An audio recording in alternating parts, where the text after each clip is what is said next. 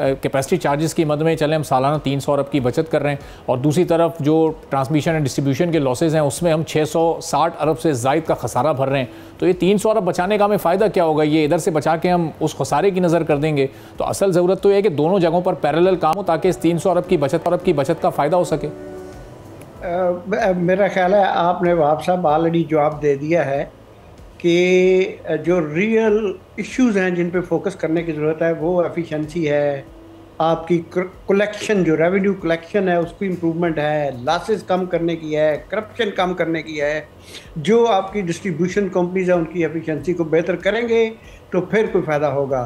बाकी capacity payment में ये अच्छी खबर है कि ठीक है, इनको रीनेगोशिएट किया जा रहा है और करना चाहिए जहाँ भी पॉसिबिलिटी है।